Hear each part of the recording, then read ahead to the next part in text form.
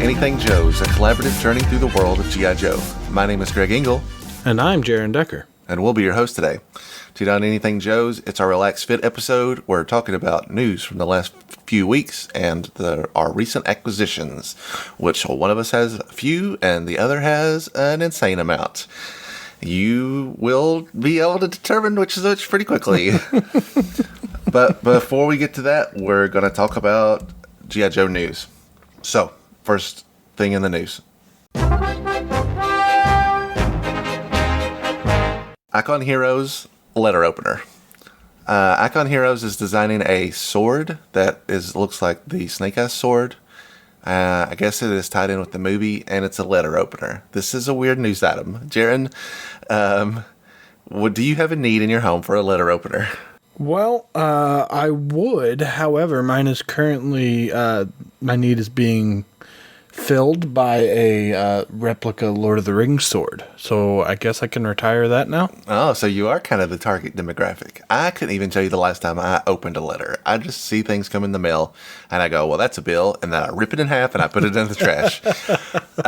Having said that, I will get this because it probably won't be, I can't imagine it being that expensive, and in a weird way, it might actually be scaled to fit a classified figure, now that I think about it. Well, if it's anything like my Lord of the Rings one, that's going to be like the biggest broadsword they've ever held. But maybe. Oh, you're right. I didn't think about that. It's probably pretty thick.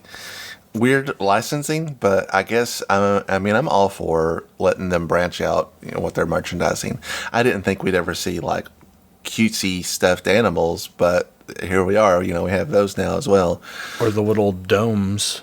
Or they had Valentine's cards also this year. They did, and I kept trying to buy them and forgetting about it, and then I guess someone else grabbed them. I guess so. That's fine. I'm into the mass appeal of merchandising out your properties in some unusual ways. There's no harm in it. If you're not into it, that's fine. Again, I don't have a need for a letter opener, period. But I'll still get it just because it's I'll put it next to those sunglasses I bought that I will never wear in a million years, but still thought they were cool enough to get. Hey, I have worn those sunglasses quite a few times. I think they're fun. Well, I already have glasses, so putting them on top of that would make my nerd status go through the roof.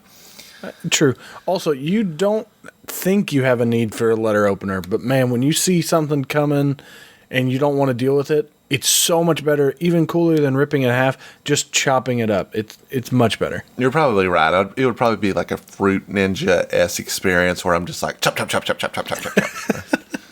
So, anyway, that's coming out. I don't think they have a definite date or price point on it yet. It's just they revealed it. It does look it's very detailed, so I'm here for it. Next thing in the news. Fortnite Batman #1 has released. So I picked this up maybe the day after it came out because I was excited to finally get some of the answers that we were looking for, and also because apparently I've seen many articles that say that most comic book shops really underestimated the demand for it.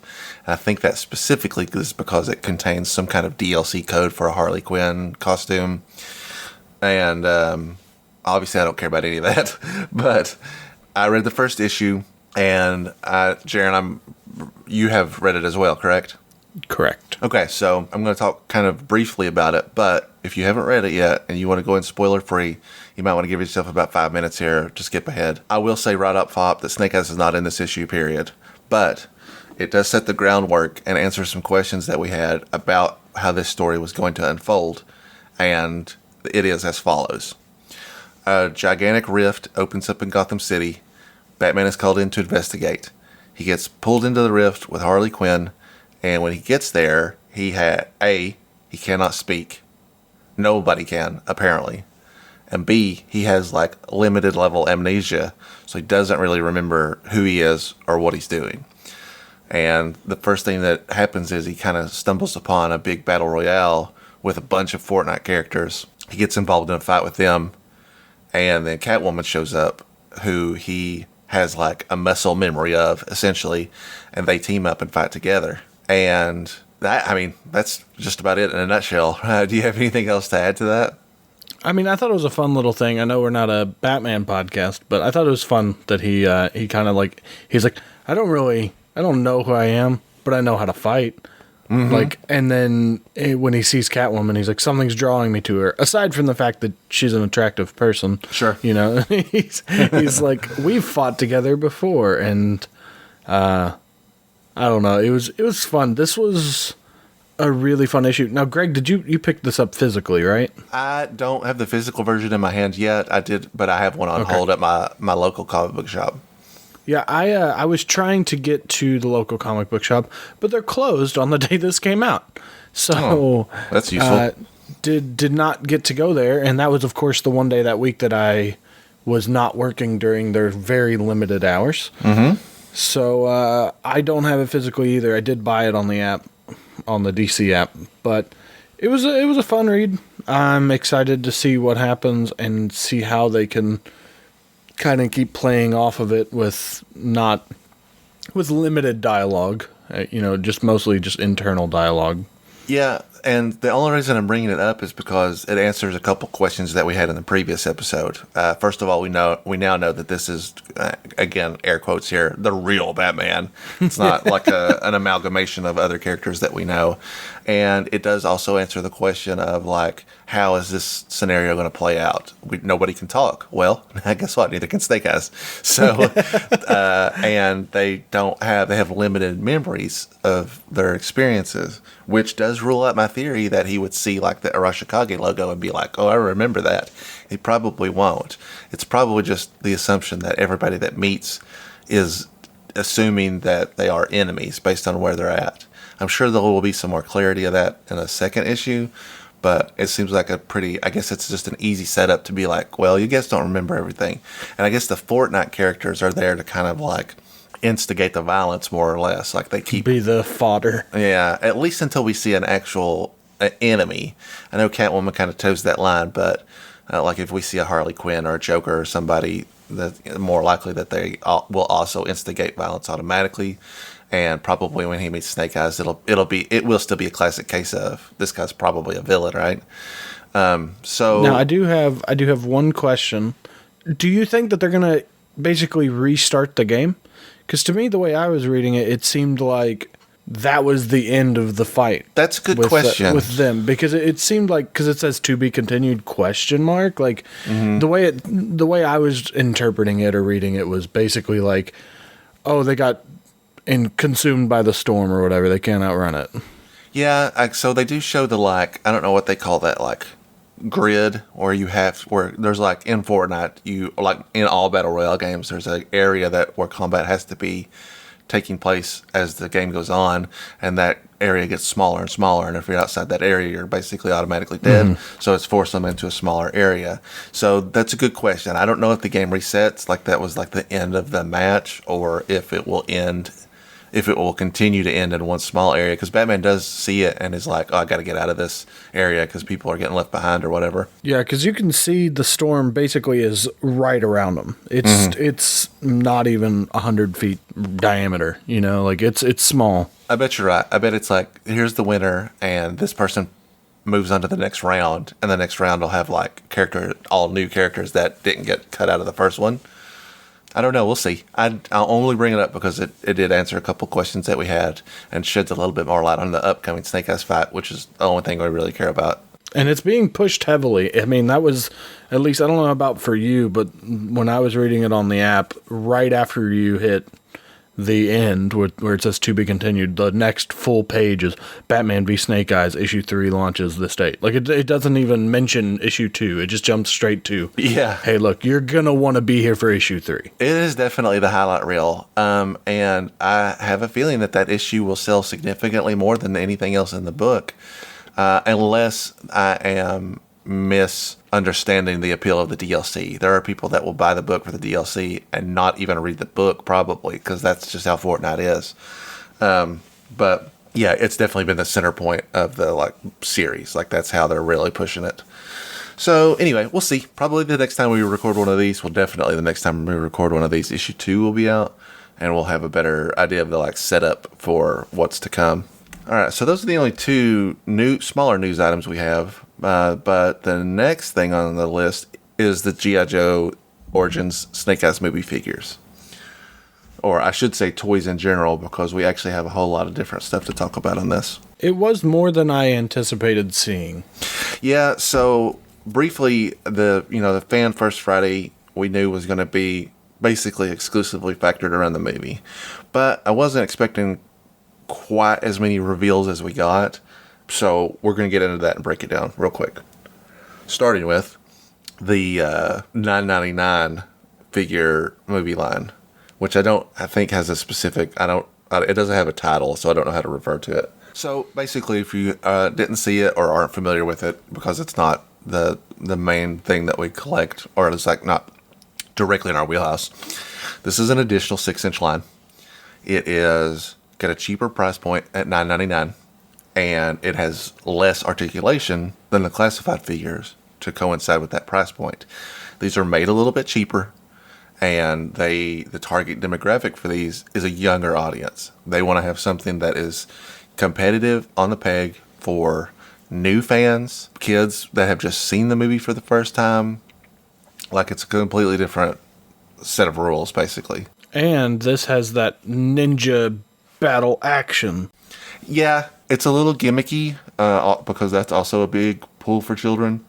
Mm-hmm. So let's look at this collection of figures real quick before we move on to the regular movie figures. This set includes a Snake Eyes, a Storm Shadow, a Baroness, a Ninja Tech Snake Eyes, a Scarlet, a Red Ninja, a Night Creeper, and then there's also the Stealth Cycles for both figures. Which means that there is a third Snake Eyes. So and a second Storm Shadow. Well, I'm not going to spend a ton of time on these because we have so much to talk about, but let's kind of go take it from the top and look at these real quick. I think this Snake Eyes figure is pretty good looking. This is also our first confirmation of what the movie outfit is going to look like, since we did not get a trailer still. I'm not going to get into that because it seems preposterous knowing what the new date of the movie is.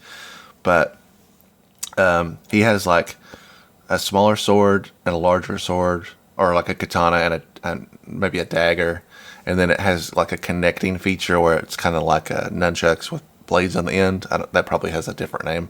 Blade chucks. Blade chucks. I think that's the correct term. The very specific term. TM. Trademark.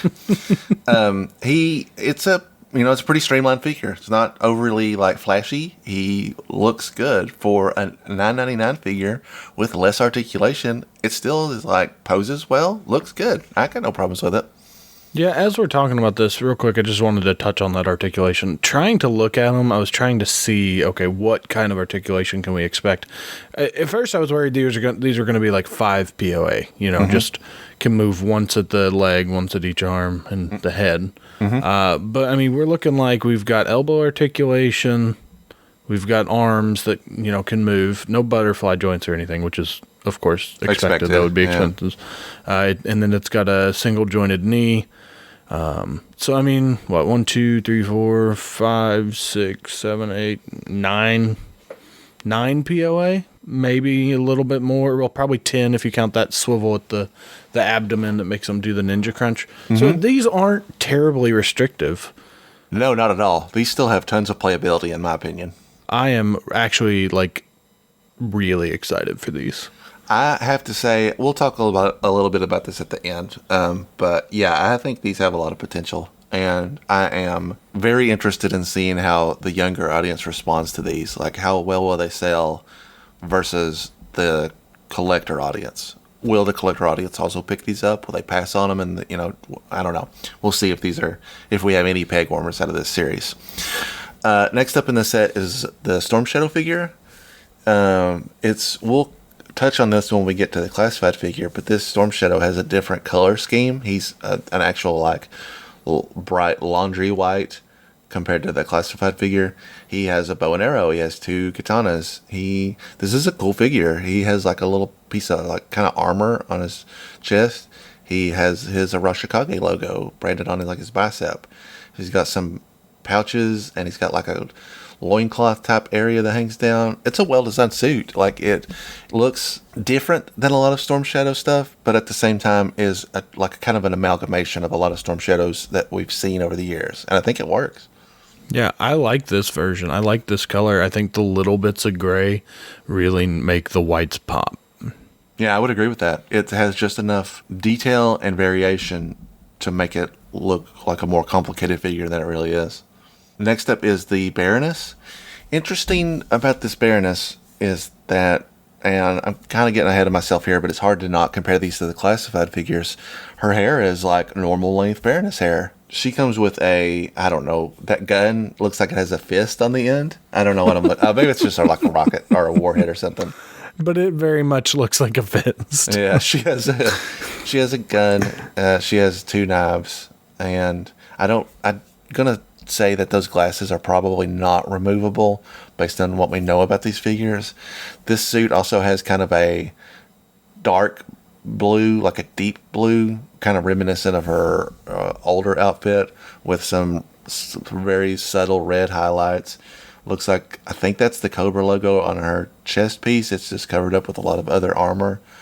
I like this figure a lot too. It is interesting that it's almost like a deviation from the movie likeness. It doesn't really look like the movie character at all. Yeah, that's kind of what I was going to say. All of these cheaper figures look different than what the movie figures look like. I like this one as well. Next up is the Ninja Tech Snake Eyes. He comes with 2 sickles, a katana. Looks like there's some connectivity there where you can like kind of build your weapon out of the stuff that you already have. There's some sides that are connected to like a thing. He has also got a Rashikage logo on his shoulder. This character has like a real light blue touches on a primarily gray suit. I guess my only real question is this based off of something in the movie? Or is this just like, let's just make another Snake Eyes? I'm going to go with that second one. Yeah, that's a bigger factor. If this is a unique creation not seen in the movie at all, and you're probably right, it seems weird to think in an Origins movie that he would have 2 outfits right off the bat. And that does affect it a little bit. I mean, it's not a bad design, and it's a very unique design. Like I can't think of any Snake Eyes that has like that color blue on him, and instead of that much light gray as well. Yeah, instead of being like a primary black character with like gray touch up, this is the exact opposite. It's like all gray with some black touch up. So, I like the design of the suit for sure. The concept that it's like a ninja tech. I don't. First of all, what exactly is ninja tech? Also, aren't ninjas like normally like trying to be stealthy? Wouldn't you want to be not as bright blue and lightly colored? Maybe, I don't know. Maybe it's like color change. Well, we say that, but here, we've got a completely red ninja coming up. We've got some ninjas that don't even care. Next up on the list is a Scarlet figure. Scarlet figure's got a gigantic crossbow. That's obscene how large that is. Comes with 2 knives. Is a very good representation of like a V1 Scarlet. It has a more accurate original Scarlet paint scheme than the classified series does. She's got like a real deep purple with is that like a yellowish orange. She again has the more classic hairstyle that we're used to. Doesn't look like Samara weaving in the face at all. It's a pretty good figure. These figures have a lot of potential, I think, with customizers. And if this turns out to be a one-off and they don't make a follow-up line to this, like it's like just kind of like a one and done, I think these figures will be cool to have as a display. On the Full Force, they did a Q&A with Hasbro, and one of the things that they brought up in that interview was, will this packaging look different than the classified packaging? Will it like be called out differently? And they've said, yeah, it will be like, it will be different to stand out in a way where people would not get them confused. So I am interested in seeing how they look on card, because I don't know if I specifically feel motivated to open these, but I would like to have them at least just to have the set. It will also depend on how they look and play out of the box. Like what is the plastic quality the same, or is it more inferior? Will the limbs be like kind of bendy, rubbery, as opposed to a little bit more strict? Next figure in the line is the Red Ninja, who comes with a, don't know what that is, some kind of goalpost looking weapon with the size on the ends. What's that called? It's for shuffleboard. Oh, yeah. Yeah, that's a pretty weird looking weapon. But the figure itself looks totally fine. Looks as good as the classified figure in terms of the design. You could fill out your rank with these guys, I think. Sure. Yeah, I absolutely agree with that. If you're troop building and you were like, I need to fill some voids at half the price, I don't see anything wrong with these. I do see, I don't know if we talked about this. It's hard to tell from these images, but it looks like they have removed the articulation from the foot. Does that seem accurate? Yeah, it looks like wrist and feet are removed. So there's not going to be anything there. Yeah, not a deal breaker, but in these photos especially, it really stands out where he can't put his foot on the ground. Yeah, those rockers, those forward-facing pins so you can do rocker on it, those things are so underrated. Yeah, I agree. But again, perfectly fine looking figure. Definitely fits in line with what we've seen of the kind of the redesign of the Red Ninja. Is none of this stuff is too outrageous. Sometimes kids stuff gets real weird to catch a kid's eye, and I don't feel like this stuff is out of the realm of maybe not normality, but it looks in line with everything else we've seen, and I like that. Yeah, these aren't bright neon colored things. And then lastly in this set is the Night Creeper. Well, this is especially weird because there is no classified figure of the Night Creeper. This is the only Night Creeper. And I'm going to double back to Ninja Tech Snake Eyes and ask, are the Night Creepers going to actually be in the movie? Or were they here's another ninja figure that we own that we can throw in there? And I know this isn't the Night Creeper that you prefer, Jaren, as you prefer the more audacious Ninja Force variation from your recent acquisitions. I do like these. Good homage to the original Night Creeper. There's nothing ridiculous about this figure at all. Now, and after I just said I probably wouldn't buy or open the line, I probably will get one of these to open, at least until they make another one to replace it. I would put a few of these up with my classified display, I think, for sure. I 100% prefer the character of the Night Creeper over the Red Ninja. I think they have a lot more personality, and they were used a little bit more prominently in the comic book. So, yeah, I'm interested in seeing this in person. I think it has a lot of potential. Yeah, I remember when they revealed the Red Ninja, you were a little bit salty about them doing the Red Ninjas first. It's taken me a little bit of time to warm into it. I still don't love it, because I did buy 2 of those Marvel Legends. They released the hand figure, and I was like, wow, this is really what a Red Ninja should look like. And so I bought 2 of them, thinking, all right, well, this is something. I do still prefer that image of it, but a part of that is because this new redesigned Red Ninja there's no media influence behind that. They don't look like that in the comic or any cartoons or anything like that. Well, and another thing is they have the Cobra logo on them, which that's not normal. Right, that's not standard. Now, if the Red Ninjas show up in the Snake Eyes movie and they look like this, I'll feel differently about them. I'll probably be like, okay, I can kind of warm up to them a little bit more. And then the last thing in the kids' action figure line is the Snake Eyes and Storm Shadow with stealth cycles. These are basically just kind of futuristic looking little bikes. And then the video, I'll see if I can find the still of that. You put one foot on the seat of the bike and then they spin around 360 to make a kicking action. Okay, fine. That's obviously they are not making that for older collectors. That's a kid is supposed to see that and go, awesome. They can kick everybody off the bike. I do think the bikes look pretty decent. I don't love that little red wheel on the back of Snake Eyes' bike, but other than that, they both look again, modernized, moderately futurized, pretty cool looking. You could probably put them with the coil from Baroness, and they would look pretty similar. Yeah, I'm going to take a guess and say they're probably a little bit smaller than that, but yeah, I think that'll be fine. I'd like to see these out of the box and see how they stack up to regular figures, see if they have any usability whatsoever. So I'm wondering what release date wise we'll look at, because it looks like they call out on full force. Wave 1 is the Baroness, Storm Shadow, Snake Eyes, and the Ninja Tech And then Wave 2 is Scarlet, Night Creeper, and Red Ninja. So I'm wondering if it'll be this is out when the movie comes out, and then Wave 2 will be out later, or what they'll do with that.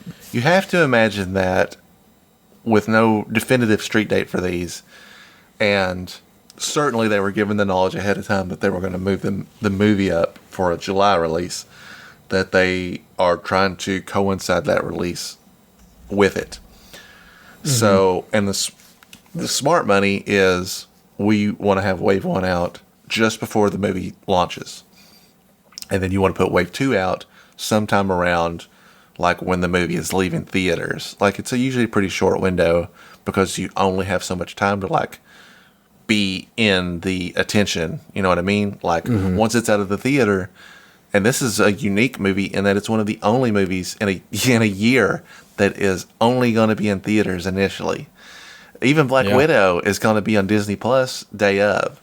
So once that movie leaves the theater, that's it. Like it will not be culturally relevant for outside G.I. Joe fans until the home video release hits.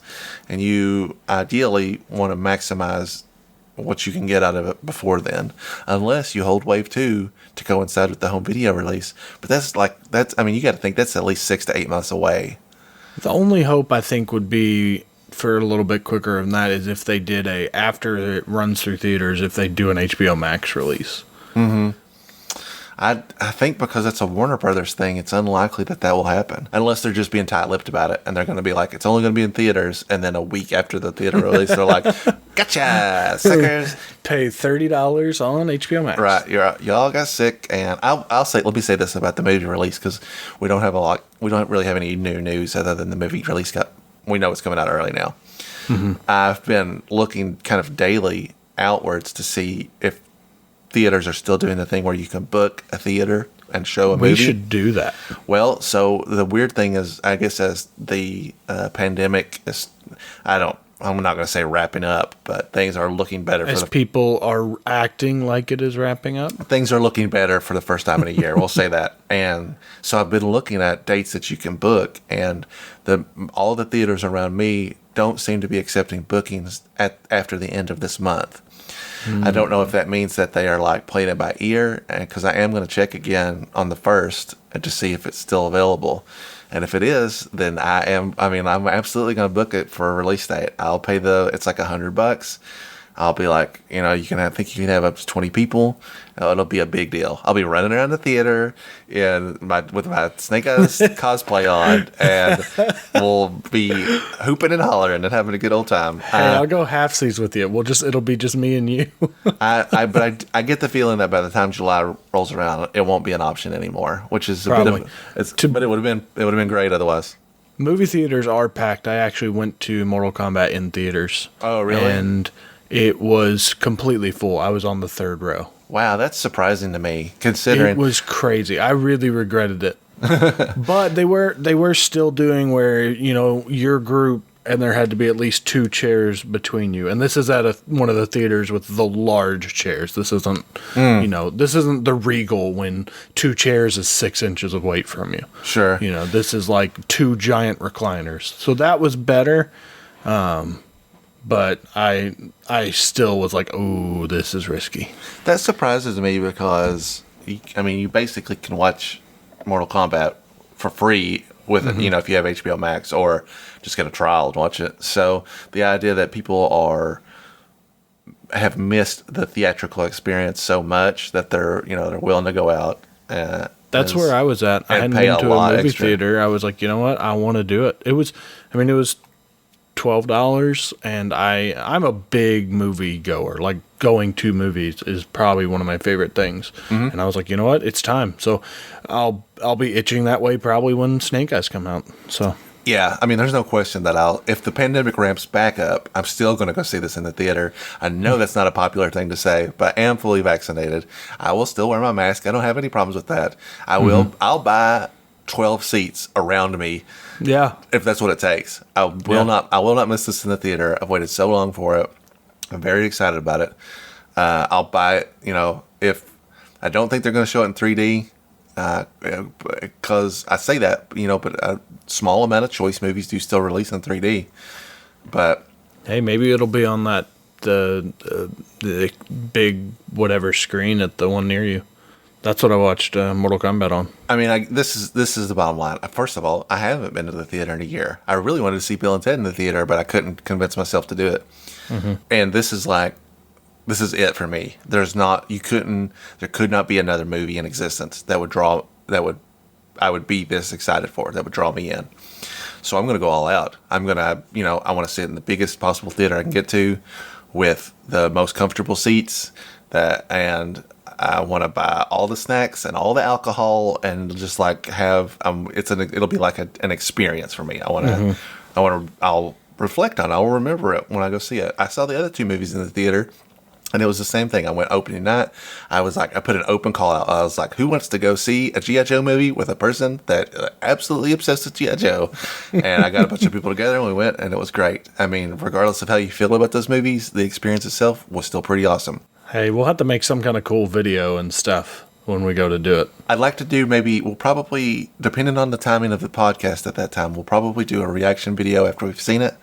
And maybe we can do like a spoiler-free and a non-spoiler-free, so people that haven't seen it and people that have, we can talk about different aspects of it.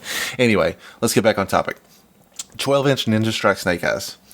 So, I don't have any love for figures like this, and I get this again is intended for a younger audience that wants a big action figure. He comes with I can't remember the name of the sword. It's based on Morning Light. Yeah, so Morning Light is a sword that's actually from the newer IDW comic book run. It's like a really iconic Arashikage sword that has changed hands a couple times, and it's surprising that they integrated it into the movie. But and I think it's cool that they did. So he comes with that. It looks like he's probably like permanently holding that. I might be wrong about that. I think so. With the light up function, I think it would have to. Oh, you're absolutely right. So it lights up, and he has like a hacking and slash motion. Nothing wrong with this figure. I mean, the design is good. Falls in line with the other Snake Eyes that we saw. It really does paint a clear picture of what the baby suit looks like. I guess the fact that there are multiple instances where you see that this sword lights up, and I am going to kind of say that that's something that will also happen in the movie. That there'll be something legitimately special about this sword. Like maybe it makes me think of, there's an episode of the cartoon where they're after a sword. I haven't seen it in a long time, but it's actually featured in the credits, where Storm Shadow like slices through an entire tower of a castle and it collapses on them. It makes me think of something like that, where it's like so legendary and so powerful that it just like will cut through anything. It's like an adamantium sword or something like that. So I get the feeling that it does have some kind of like, there'll be a gimmick to the sword in the movie where it lights up or has a power or whatever. Yeah, for sure. So I don't have anything else to say about this. It's a good looking figure, and I do think that figures like this will appeal to the very young children. Like, they like big toys, you know what I mean? And because so much of it is solid, it's probably very durable.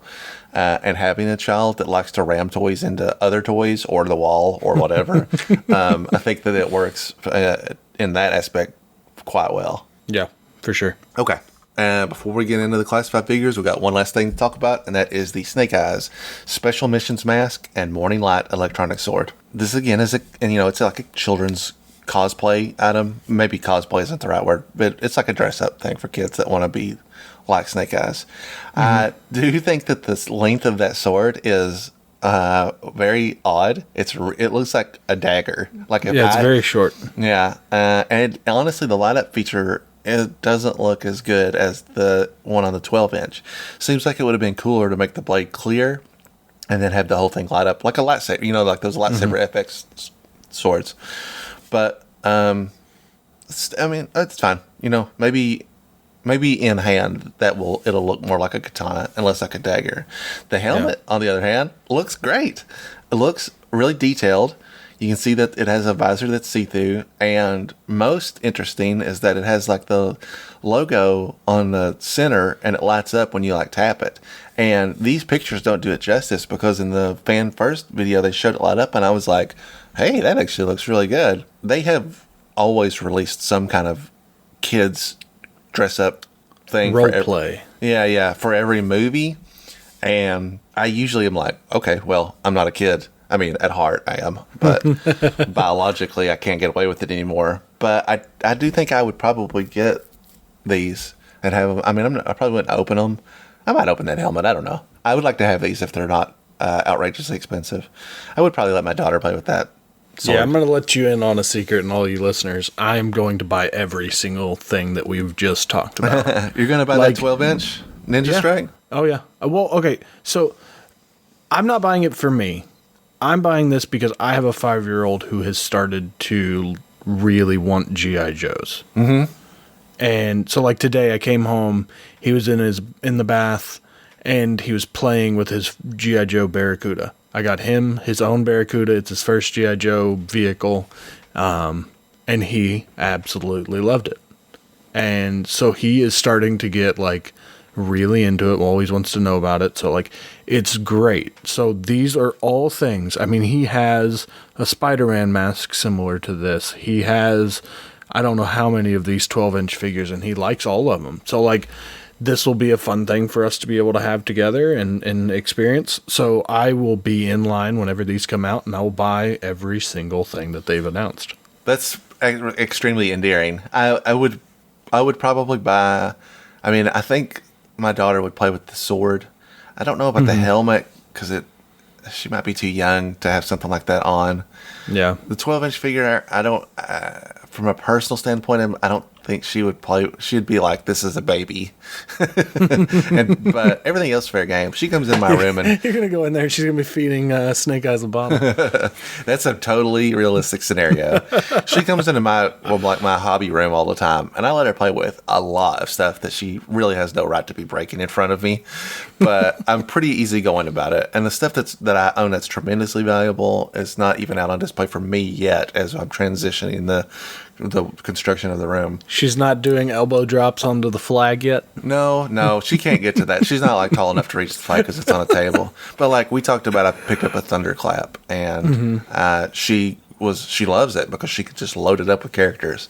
And so I just have I probably have 15 figures of various, like there's some core figures in there. She has some like Overwatch figures that I don't care about.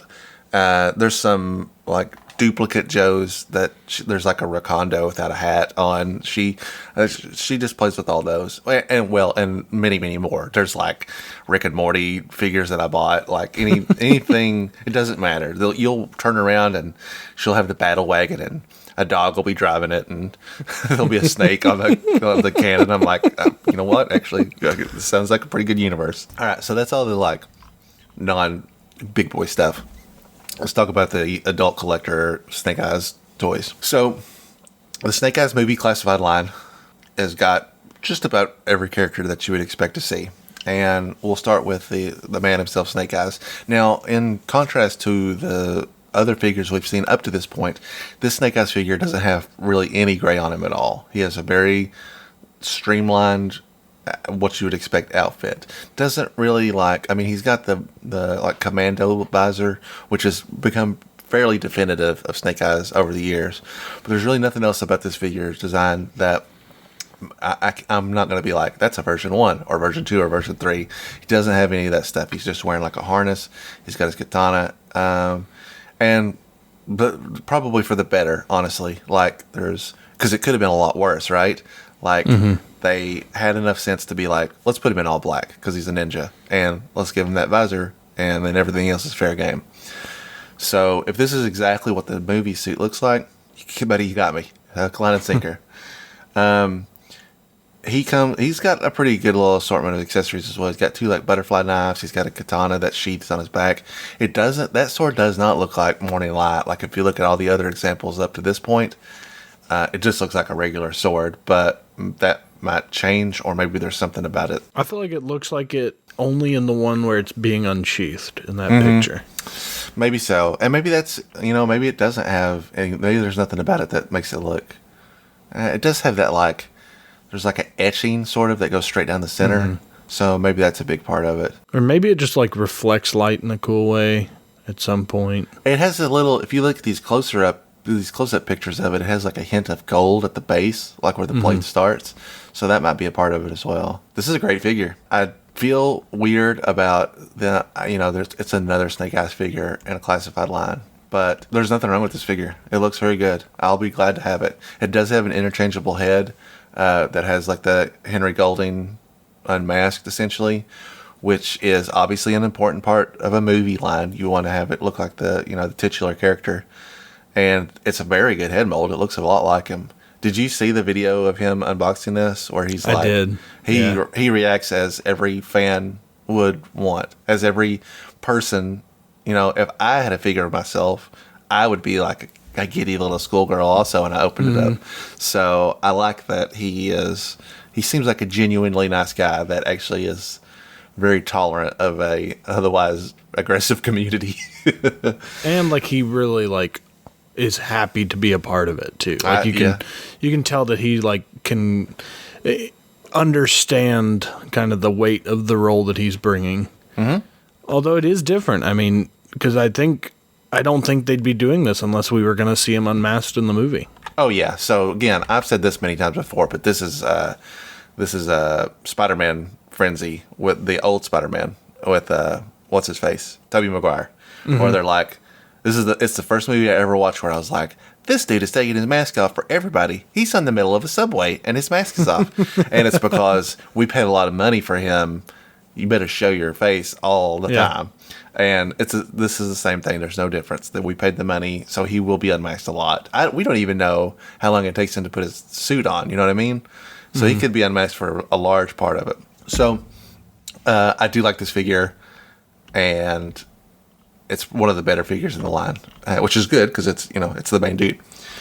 I think this and one other figure are probably my two favorite. Are two that I think are like great, and I'll put them in my classified without any issue at all. Like they will just fit perfectly. Mm-hmm. So next up we have the Storm Shadow classified figure, which also has an unmasked head. He has two katanas, and he has like a sheath for the back of them. This outfit is not really like the $9.99 kids line. Like it's got a lot of variations in it. Specifically like the piece around his waist, it looks more like he's wearing a coat than a loincloth. It actually doesn't seem radically different from the Rise of Cobra Storm Shadow outfit, which I think is very good actually. Other than the color is the only. Yeah, so a lot of people have spoken out about how this is not like an actual white outfit. It's almost like it's kind of a yellow-ish look. It looks like a Storm Shadow that's been left out in the sun for too long. And I don't love that either, especially when you compare it to the bright white of the kids line. But I also don't know what it looks like in the movie. So if the movie outfit is like this and it's like an off-white, then at least they're doing it justice by keeping it the same. I don't feel especially strong about this figure. I do think the outfit looks good, both from a movie design perspective and a character perspective. But there's nothing about this figure that I feel like I haven't seen a lot over. I can easily think of much better designed Storm Shadow outfits in all forms of media over the years. So, we'll see. Yeah, it's just really difficult when you have just one color. Like, you can see where they tried to make it a little different. There's a few different textures and stuff trying to make it pop a little bit more. But it's really difficult. And then once you get into the light, it's almost like a tan. Mm-hmm. Or into the shade, it's like a tan. I like it. It's just, I think this would be more okay if the previous Storm Shadow figure was not. If they had released a classic Storm Shadow first instead of the Arctic Mission Storm Shadow. I agree if they with had that. already done the all white outfit, I think this would be like, oh cool, it's a new take on Storm Shadow. The problem is so many people are so mad about the Arctic Mission, which I actually love that figure. But so many people are mad about it, understandably, because they want the classic comic book looking all white Storm Shadow. And that they were expecting at least this to be it, and it wasn't. But it's not bad. It's just not perfect or great, I guess. I agree. All right, let's move on to the Baroness, because I know a lot of people have a lot of things to say about the Baroness. So, the Baroness figure is designed in all black. She has like a Cobra belt buckle logo, which is, we weren't really sure how prominent the presence of Cobra would be in this movie. So it's interesting to see that. She comes with like a submachine gun that has like an attachable silencer. Great looking guns in this, by the way. In a classified series where Beachhead carries a Nerf gun, it's nice to see some realistic looking weaponry. She has 2 knives that sheathe like behind her back. Her glasses are removable. The overall design of this outfit is very good. You can see that they use there's like a flat black and a glossy black that kind of differentiate what the texture of the suit would look like. So, like sort of leathery, but sort of like armor-ish as well. It's a really well-designed outfit. Not, it's like I don't know, it doesn't reinvent the wheel, but there are a lot of modern-esque approaches to how this outfit is designed, and I like it quite a bit. And that's everything from the neck down. So, well, from the eyebrows down. So let's talk about first of all, I think the head mold for this is great. It's a tremendously well done likeness of the actress that's playing the Baroness. But people are really upset because this character has short hair. And that is not the fault of this figure. This actress that plays the Baroness has short hair. If you asked me what bothered me the most about this figure, it would be that Hot Topic neck choker thing that she's wearing that you don't see on anybody past 2000. Seems really weird. I think the head mold looks fine. I think the removable glasses are a real cool touch. And the hair itself, regardless of how you feel about its length, is sculpted very well. Like there's a lot of detail in it. It doesn't bother me. It looks like I want it to look like the movie figure. If the movie figure has short hair, then so be it. Like maybe by Snake Eyes 2, Less Origins, she'll have grown it out to long hair. Like I got bigger fish to fry than this. What's your take on this? Because I know this is a hot one. Touching on the different textures, it's similar to how like with the Storm Shadow, but I think they executed it a lot better here. You'd already touched on it, but like seeing all the different cross stitching and seeing the mats on top of the gloss on top of whatever, I think it looks great. The honestly, other than the fact that I didn't realize that the choker, that's what was doing it for me, because I knew something had to be off with like her neck. I was like, what is going on here? Why do I think this looks weird? It's the choker. I don't have the issues with the short or long hair like a lot of people do, but that's because I've been in this G.I. Joe thing for a year and a half now. Like I don't have that connection. The thing I'm maddest about is those freaking single jointed elbows again. Like this looks slightly better than the Baroness that we already have, and slightly better than the Scarlet, but not nearly as good as Lady J. I mean, she can get just barely above 90, so like it's frustrating. But like you said, the weaponry is great. Looks like we got an MP5. I love that they're starting to use like the removable mags. Oh, like absolutely. You see in the one picture where she's pulling it out. That kind of stuff is great. And that's one of the things I like about places like Marauders and stuff like that they have that kind of customizable, kitted out feeling. And now Hasbro's trying to give it to us. And that's great. I love that we're getting that kind of stuff. I'm still going to buy Marauders because Marauders does great stuff, but that's because I want more guns. I want to have more weapons. If I can have one that comes with it and then still buy a couple more, great. I like this figure. This is one of those this is probably the most, that's a cool figure. Like, it's not, I don't love it. I don't hate it. I think I'll probably end up liking it more once it comes out and I get just kind of mess around with it. So let's move on to the next figure. The next figure is the only figure in this line that's an actual new character, and that is Akiko. So Akiko is a pretty fascinating character. A great looking figure. She kind of has she captures a little bit of like Storm Shadow and Snake Eyes both in this outfit. She's got white and black. She's got she's in a classic ninja attire. She has cool weaponry. Just a fantastic head mold also. Like a real stunning likeness of the character. A lot of people were upset because they feel like Akiko fills a void in the movie that should have been like Jinx. Or there was a lot of speculation in the beginning that Akiko was supposed to be reminiscent of a character called Ophelia, which is from the Master and Apprentice miniseries from Devil's Due, who was kind of like an apprentice that gets killed. And it is looking pretty prominent. Like, Akiko probably won't survive this movie based on popular opinion. I'm not sure if she's supposed to play the part of the apprentice or the love interest, or both. But it does seem pretty likely that Kiko's not going to make it. Which is good that, she was created uniquely for this instead of being like, oh, here's Jinx, and now she's dead. So, see ya, suckers. Everyone's going to be very happy if they watch the movie and she dies. They're going to be happy that it wasn't Jinx. I know, right? I think this is a great figure, and I think it's extremely cool. This is the one figure that I'm like, I would probably integrate this into my G.I. Joe universe with other characters, as I do love new characters in the G.I. Joe universe, especially the underdog, somebody that doesn't have a lot of representation. You can kind of write your own biography for. What's your thoughts on Akiko? I think she's a cool figure. My first thoughts when they announced it though was, hey, that's a karaoke bar near where we live.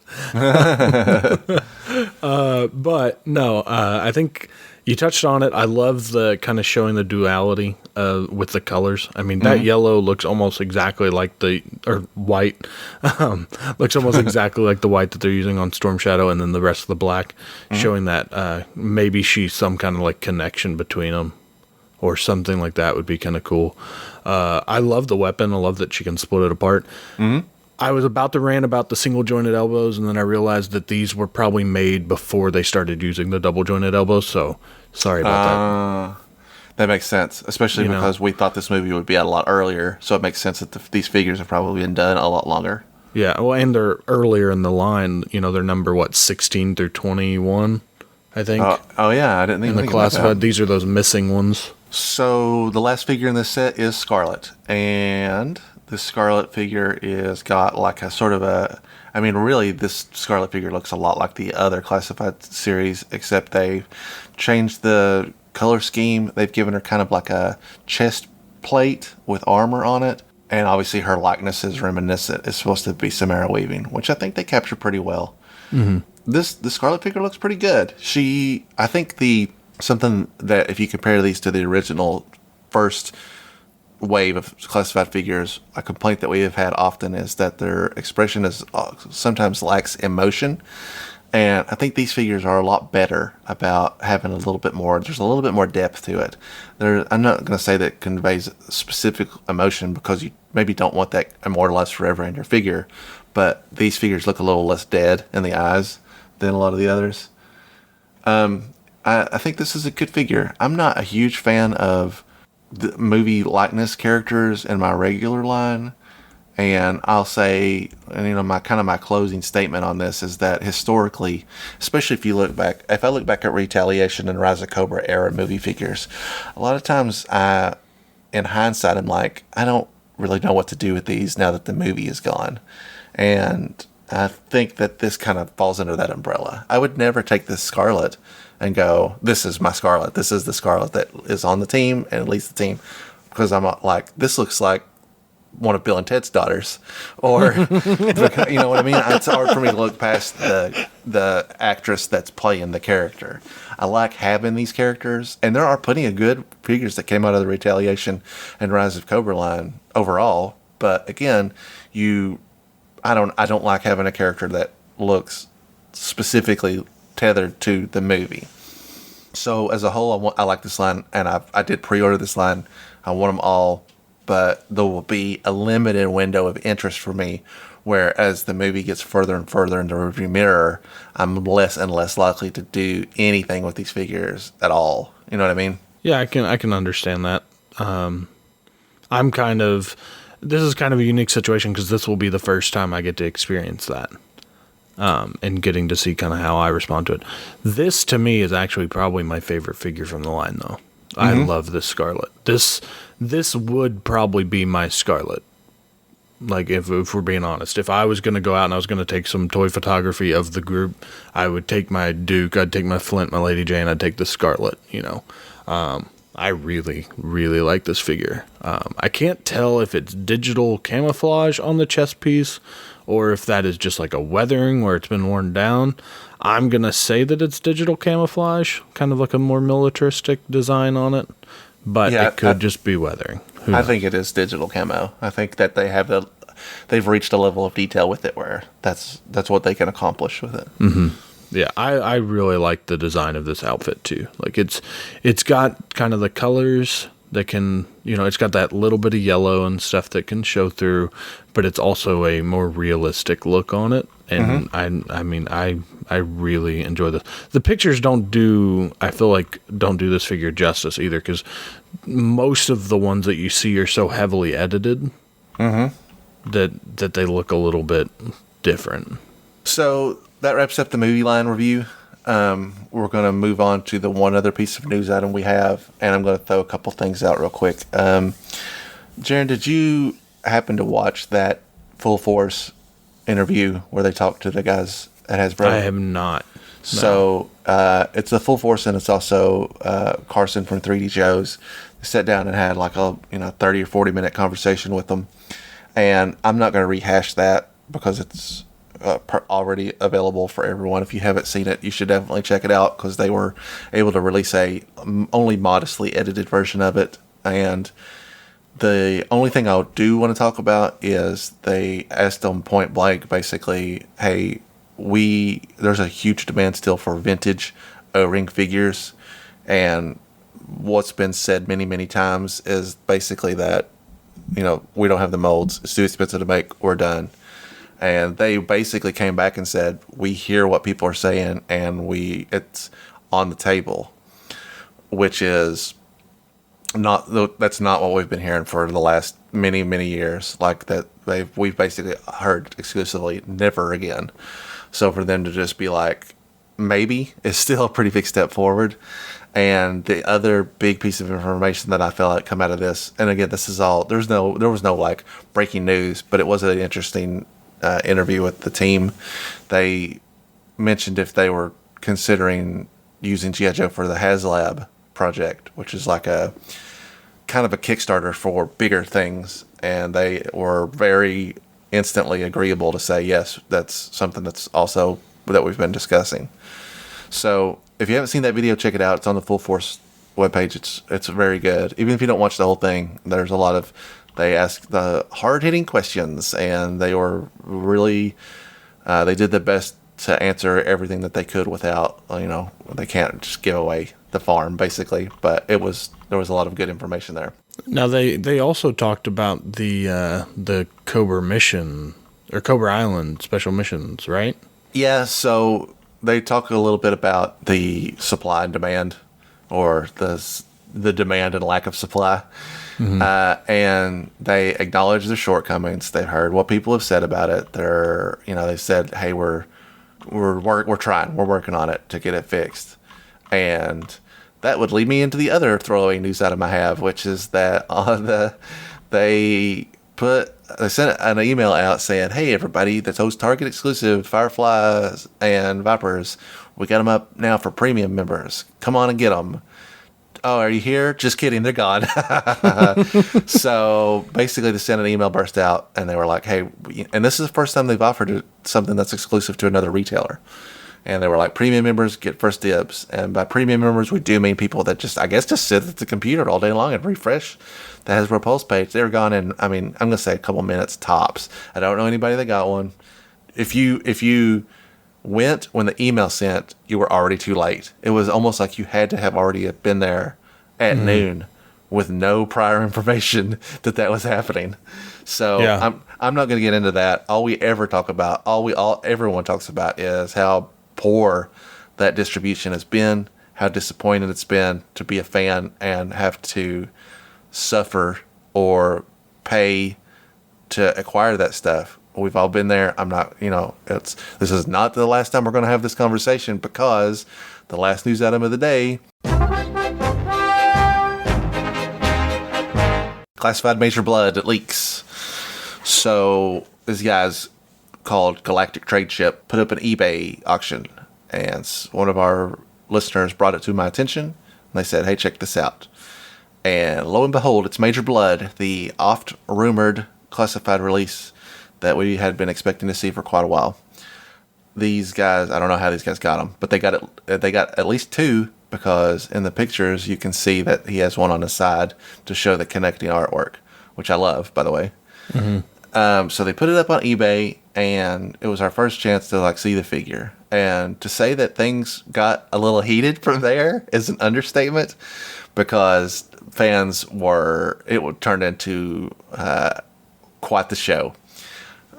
Between people that weren't sure if it was real or a custom, including us. As one of the first people that posted about it, I didn't want to throw it out there and go, check out this official thing that I saw, because we had no way of knowing that. It wasn't until the Whoosh got one in hand and was willing to open it up and review it that you could say more definitively, this is not a custom. Like, because I could look at it and could still believe that it's a very good custom. So and then people just went buck wild on eBay with it. It drove up to like, up to like $40,000, I think, and to the point to where they were finally like, y'all dumb, and they pulled the auction down. And I actually saw on their Instagram where they were like, message us, we're entertaining private offers on it. So I don't know how they got this. I don't know where this came from, but here it is. So let's take a quick look at it. Great homage to an original Major Blood. Color scheme is dead on. He's got like an armor piece. He's got a removable helmet. His eye patch is now just like a single piece that covers his eye, as opposed to like this, the Nick Fury-esque, whatever you call it, the little fabric that goes around your head. He's got a pretty standard weapon assortment that does look like the weapons that came with his version 1, both the backpack and the little rocket launcher dealy. He has his somewhat controversial robotic arm, which is something that fans kind of have debated about for a long time. Is this a piece of armor shielding to protect his arm from this rocket launcher, or is it an actual replacement arm that is like robotic in nature? And both creators and fans alike have kind of been on both sides of this argument, because the early figures have no real distinguishable metric to know what's what. The version 1 Major Blood, which is the figure that basically introduced it, doesn't bend at the elbow, one of the only figures that did that. And so it was like a real weird thing to see it and go, well, what's going on with this? And later figures in Major Blood, he's basically just wearing a regular outfit. So you're to assume either it is a human arm, or he's just got it completely covered up with like a glove and a sleeve. And so it's basically up to your imagination. This is not up to your imagination. It actually, if you look in the Whoosh review video, it has a Mars logo stamped on it. So it's obviously just supposed to be a completely robotic, like cybernetic enhancement. And you can see like some of the wires like in the shoulder, like in the socket in there. Yeah. It looks like you can see some of the like wiring or like metal cables or whatever. Yeah, they've made it much more prominent. And then the last thing I'll say about it before I throw it over to you, Jaren, for your thoughts are, got a big old Cobra Island stamp on it. And so, as we all know, that means it will be a Target exclusive. And I think we're all kind of bummed out about that. It is showing now. We are seeing the street date for this is now May 18th. Obviously, we have no way of knowing if Target will hold the line on that, as they have a sometimes yay and sometimes nay. I mean, the Viper and Firefly were street dated for like January 1st, and they did hold to that. But figures prior to that were just kind of like they were on the shelf when they came in. So you had no idea when it was going to show up. So we'll see in a very short window what's going to happen. Yeah. And that's all I got to say about it. Go ahead, Jaren, take it away. I really like this figure. If you haven't, go check out Whoosh's review. He goes fully in depth on it. If you don't want to do that, that's understandable, because time is limited. Basically, the body we're looking at is a complete reuse from the Cobra Infantry or Cobra Trooper, other than the arm and the head. And then, of course, all the accessories are different. But the body itself looks to be complete reuse from that. I like how the arm, to really reiterate the fact that, hey, this isn't a natural arm, if you look at it, it's just slightly longer than his human arm. Mm-hmm. I like the way that looks. I think this is a really cool figure. I know some people wish that it was a little more brown. I can understand that. If you're wanting that, that's completely understandable. To me, I love the way this one looks. I think the only thing that if I could change about it would be just give him a little bit less of a grimace on the face. But that's just because I don't like when their faces are like crazy emotional in any way, like the O face Duke. That's exactly what I was going to say. Not a fan. This isn't nearly like that, not nearly. But I would just take it just a hair down because he looks kind of like he's got something stuck in his teeth and he's trying to work it out. But, I mean, you know, we're all going to be in the fight for our lives for another Cobra Island one. And, you know, on ones like the Cobra Viper and the Trooper Infantry or whichever one that was the Cobra Island one, those are easy to see like, okay, I can see how they'll re-release this one later on down the road. But with the Beachhead, with the Baroness, or not the Baroness as much, but the Beachhead and now him, it's like, okay, well, what are they going to do different? I mean, because this is exactly what you would, at least for me, this is exactly what I would want. So what are they going to do if they eventually re-release it down the road? Yeah, we'll have more on this as we get more information. Certainly at some point, we will do an unboxing, either after I've, I guess, camped out all night at Target or ponied up a paycheck on eBay. We will get one. We'll unbox it. We'll take a look at it ourselves. But for now, this is what we've got. So, you know, I will say that if I do have to go and buy it secondhand somewhere, at least there's only one releasing this day, so I don't have to pony up for a full wave. Yeah. Hey, I've got one other news item that I almost forgot. It kind of slipped under the radar because it was announced basically today, and that's that they have discovered a listing for a G.I. Joe classified novel series. So this comes to us from histank.com. Titled as G.I. Joe Classified Book 1, the first book of the series is planned to be released in August across multiple countries worldwide.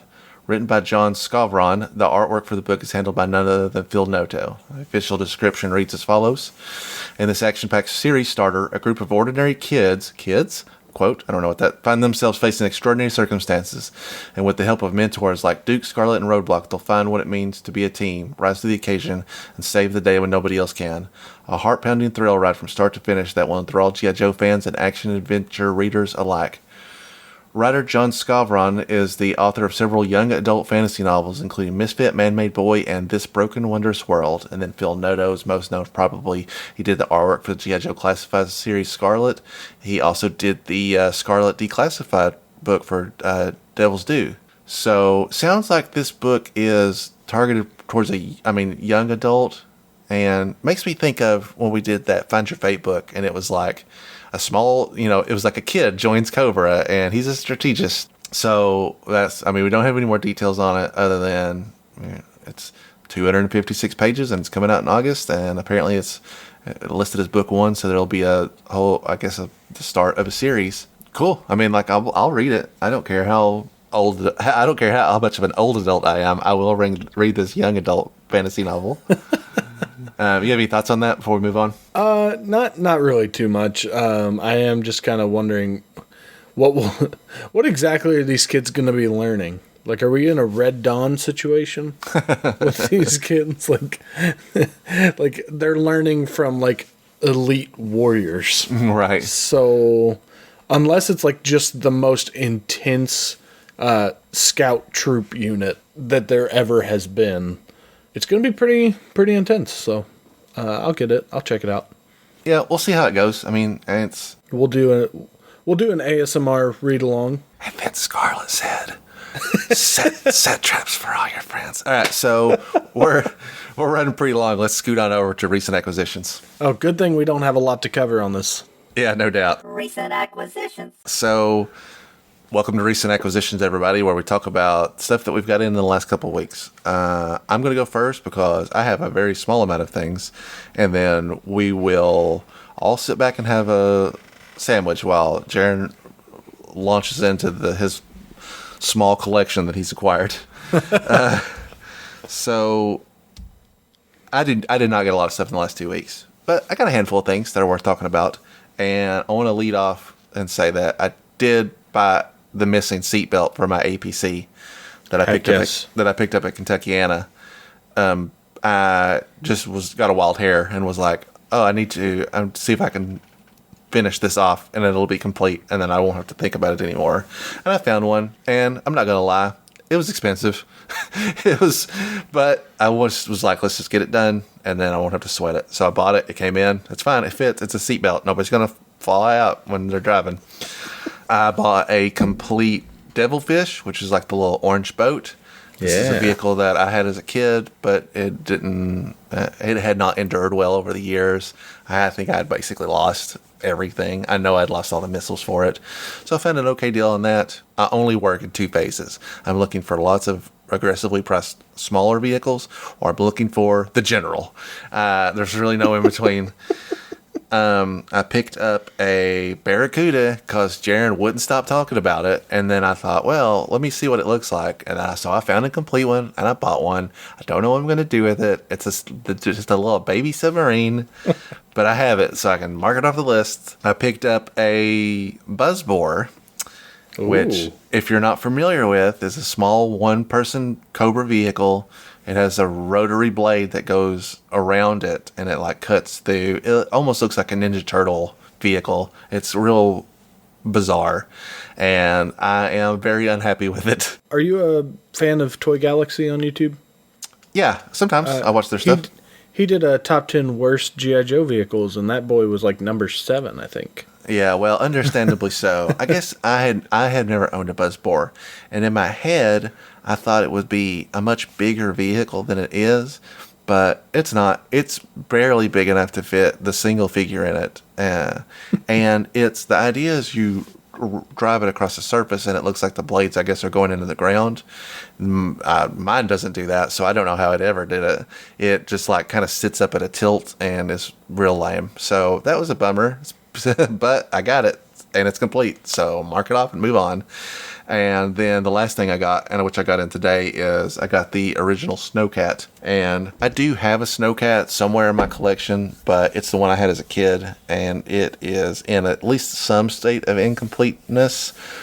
And this one it had like a missing headlight, and I think that was it. So I went ahead and pulled the trigger on it, and I thought, well, when I find my old one, I'll have the parts to like complete one of the two, whichever one looks better. And then I'll either use the other one I'll either sell it, use it for parts, customize it, give it to you, make you complete it. So, I've been doing a lot of like looking and shopping online, and I do have some big stuff coming probably the next time we do one of these. But this has been kind of an off week, I'll say it like that. Which is great because Jaren sent me his list of things he's picked up in the last 2 weeks, and it's insane. Jaren, I want you to just go through this list, and you are free to stop at any point and talk about any character that you want, but we cannot stop and talk about every character on this list because it's just too much. Yeah. So to preface this, if you remember our last pickups, I was like, oh yeah, don't let me buy this much stuff again, please. And then I basically said, if I do this, I'll be sleeping on the couch. So my body has been on the couch for the last. No, I'm kidding. So what I've been doing actually is I've been trying to kind of downsize my collection, which sounds counterintuitive to what I'm about to rattle off of how much stuff I bought. But basically, I'm selling a lot of things that I have just sitting in storage, or, extra figures, or, one of my 13 different Han Solos, or 15 different C-3POs, or, things like that. So basically, I ship out a package, I get the funds on eBay, and then I turn it right back. A lot of this was from a couple trips to the South Louisville Toy Mall. I did 2 different trips. That's when my 5-year-old found a Barracuda, but it was like just the bottom half of the Barracuda. And he was like, ooh, I want it. And they wanted like $10 for it. And I was like, no, we're not doing that. I said, let me just, find something else. So he bought a couple just regular Joes. And I was like, I will get you one of these. So I surprised him with it through eBay. I got a complete other than missiles one for like 15. So it wasn't bad. So most of this stuff is from that. A lot of it is from eBay as well. So I also got a complete Devilfish. I got a complete Blowtorch. I got a complete Psych Out. I got a near complete Airtight. He was missing the back hose. Not long after that, found a complete Airtight on eBay. So I bought him with the little hose. So now I have a almost complete Airtight and a complete Airtight. I bought a Shipwreck. Just Shipwreck. I did not get the accessories. I might eventually try to find the Parrot, but the rest of the stuff I'm okay without. He has the name, and it is Polly. Polly. I'm so sorry. I might eventually try to find Polly. The other stuff I can do without. Got a complete Chuckles, and then I got a near complete Asp, or ASP. I don't know whichever is the proper. It's the Asp. Asp? Okay, cool. I got it. It's just missing one of the little shields. Probably my favorite pickup is I got a complete Mobat with Steeler, and it's completely functional. Heck yeah. And I am super thrilled. It'll probably be broken, honestly, I'm not going to lie, because of how much I just get it out and just drive it around. I mean, that's a staple of any collection, like the Mobat is. We were just talking about it, when we did issue 5. Then I got a complete Skyhawk, which is one of my favorite vehicles. It's like the aerial vamp for me. Mine as well. I had a Skyhawk as a kid, and I loved it a lot. An Alpine, not complete, but I have actually 2 of him because the seller sent me one, and then he was like, I accidentally sent you the beater, so just keep it. And then he sent me the other one.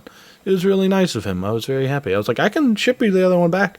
He was like, dude, it's honestly not worth the postage. I was like, okay. That's pretty cool. I got my 3rd Slipstream. Because I don't know why. I just keep finding him for cheap. And I think it's because I want to paint him eventually. I got a crankcase. An original crankcase. Which I have 7 of the new ones because I've got 7 of the All-Strikers. But hey, I've got one original one now. Now you got an original. Yeah, the best version. I got a complete Outback, a complete-ish. It does have a Repro flashlight. So not 100% completely original, but it is complete. And then I got a clutch, finally. He was... other than Steeler, which I didn't think that Steeler was going to be my first of the original 13. I thought it was going to be Clutch. But I got Steeler with the Mobat, so I couldn't pass it up. I got the V1.5 with the swivel arm. Is that Steeler swivel arm also, or is it straight arm? Yes, it is swivel. Okay. I do not have any straight arms. You're not missing out. I might not ever. That's fair. Because for what I want, that's not necessary. Sure. You're basically taking a step backwards in accessibility and posability. Yeah. And there's probably someone who will really want that will treat it way better than I will. Mm-hmm. So I'd rather not. Similar to how I don't buy mint on card figures. Very rarely. Unless they're Night Creepers. Unless they're Night Creepers. And in that case, if anybody's selling any, hey, I'll take a whole army of mint on card Night Creeper version 2s. Don't hit me with version 1s. RIP, your DMs. Yeah, everyone's trying to get rid of them. I got a complete repeater. I got a Salvo. Recondo is another one that I picked up. I bought a Persuader at the Toy Mall as well, complete with backstop. Got a toll booth because at that point I thought I was going to win a bid on the Toss and Cross, the bridge layer. Mm-hmm. He does not have a sledgehammer, though. I got a complete Ripcord version 1. Next up, we got Doc version 1. Got him complete as well. I think he is, he's, in my opinion, one of the most underrated because I love that he has a stretcher. And that's just me. I don't know how underrated he might be, but to me, I feel like I don't hear enough people talk about how cool the figure is. Yep, great early figure. I got a Cross Country. So I bought a Breaker 1.5 complete. Nice. As well. This one was one of those ones that I thought was just going to be, when I first got into Joe's, I was like, oh, it's just one of those guys with the green shirts. And then now that I have him, like, oh, he's so cool. He's got his little mouthpiece thing that he talks into, and it goes into his backpack. Love it. Absolutely. Swivel arm. Like I said, I don't have any of the straight arms. Sure. And funny enough, I actually got dial tone from the same seller. So I had kind of 2 of the guys. Both of your communications experts. Yeah. So they came in together. So Dial Tone's also complete. And then I picked up a couple Vipers. I got Viper the V8, which was released in 2002, came with Mirage. Cool figure. I love the coloring on it. And then I got the Viper, the version 15 with the silver visor. It came in the set with it was like 5 of those and a gold visor one, I think. We talked about this one before, but I like that one a lot because it's probably the closest to the original. Mm-hmm. Yeah, I want to eventually get the golden visor one just because I think it looks cool. Yeah, it's like a squad commander. It's kind of what it strikes me as. Like he's just slightly more important. All right, keep going. All right, we're getting there. So I got a version 1 Dusty, basically complete. He doesn't have a bipod, but dude, does any Dusty really have a bipod? No, only the expensive ones. Yeah. So I got him. He was another one that I got that I was like, wow, I can't believe he was as cheap as I got him for. I bought him, and actually all of the figures except for the last figure I'm going to talk about, I got from the same seller.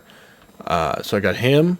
I got a complete Roadblock version 2. I got a complete Crocmaster, which is probably my favorite Cobra character now, especially having him in hand in his little crocodile. I got a Dr. Mindbender complete with his cape not all ripped up, which I was very happy to see.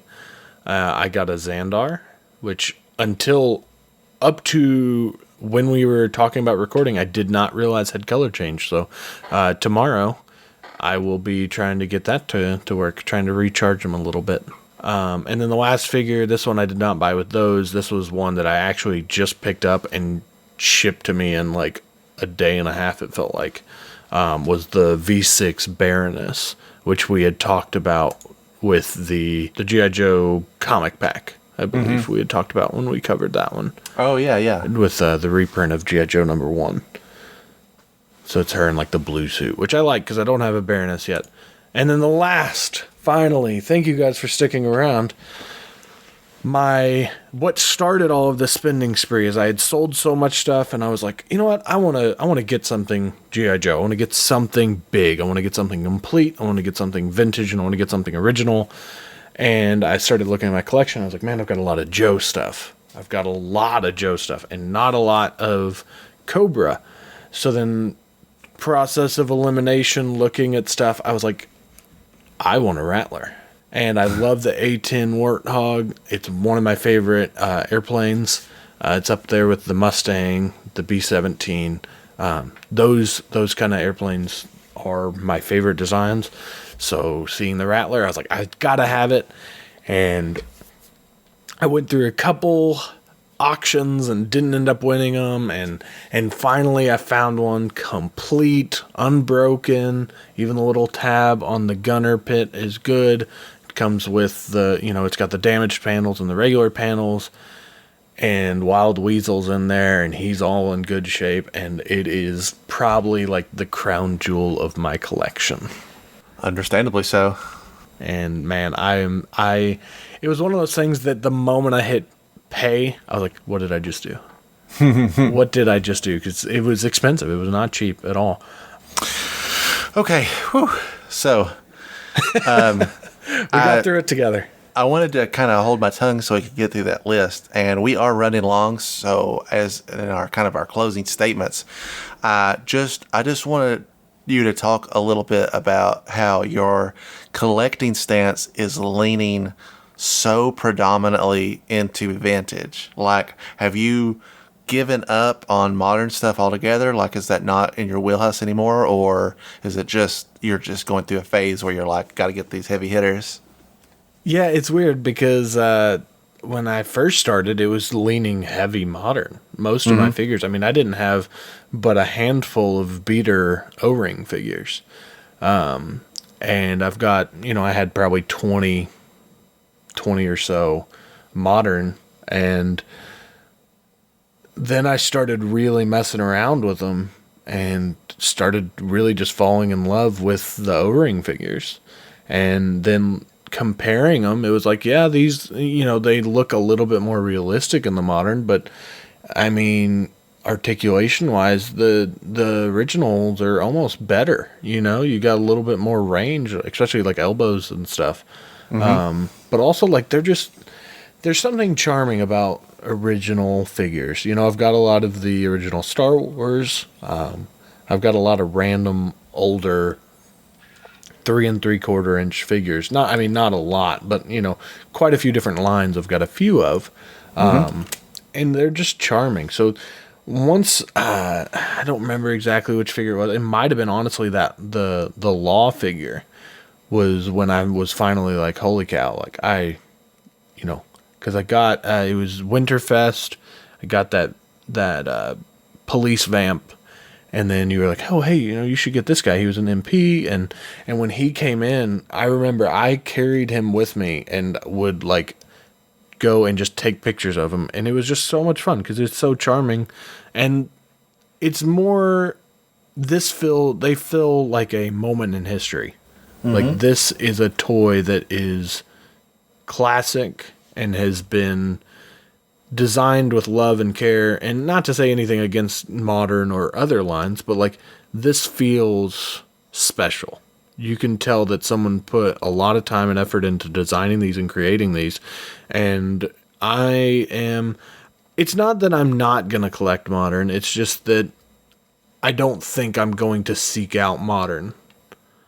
If I'm at a convention or something and I see something for a good price, I might get it. The only exception to that is probably like bats and stuff like that. Like I'll probably get a few more bats just because I love the design of that specific character. And it's a little bit more cost effective to get modern bats than original bats. I will eventually get an original bat though. Yeah, they're great. I was very in love with the original bat as a child because they had that hologram on their chest. And it was just like, I don't know, it was captivating to me at that time. Yeah, and I think also talking to you about it and hearing you talk about it and then like helping you move and seeing all those figures and really getting to take a look at it. Like it's, I don't know, it's special is the best way that I can put it. It certainly is. It's so special we started a whole podcast about it. And if you'd like to connect with us on that podcast, you can do so. You can find Jaren and I on the social medias. We're available you can find us on Facebook, Twitter, Instagram under Anything Joe's Pod.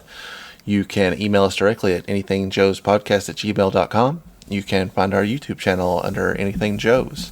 We would love to hear from you, and we have heard from many of you, and we find tremendous joy from having conversation with our listeners.